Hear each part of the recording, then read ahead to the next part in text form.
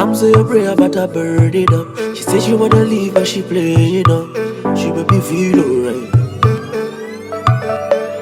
Roll it and lick it up, light it and inhale it up. She make me feel alright. Hi guys, welcome back to my channel. It's your girl Jessica and I'm back with another video. How are you guys doing today? Because I'm doing great and I hope you guys are doing great as well. In today's video we'll be talking about things naturals didn't tell you before going natural. I know a lot of people out there are planning or thinking about going natural, or you just started your natural hair journey. Then here are some of the things you should know before you go natural. The first thing is, not all naturals have baby hairs. Yes, a lot of people when they start their natural hair, they are expecting to have beautiful baby hair and all that good stuff. Just like me, I'm the type of natural who do not have baby hairs. As you can see, what I have is adult hair. I'm being honest, I'll roast myself first before anyone else would. Another thing most naturals do not put out there very often is that not everybody's edges can be slicked down with gels, hot glue, edge control and all that good stuff.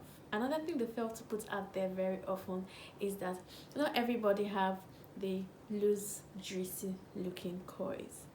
Another thing they fail to put out there often is washing your hair becomes a sport. Washing your hair is a sport in the sense that you spend hours in the bathroom washing, finger detangling your hair, moisturizing and all that good stuff. If you're a natural, I'm very sure you can attest or you can relate to what I'm saying. Your arms are going to be very toned by the time you turn natural. Another thing naturals don't tell you before you go natural is that wash and go is not good for you to do them all day, every day. It's not healthy for your hair. I know there is a myth out there or there's a saying out there from almost every natural that heat is not good for your hair.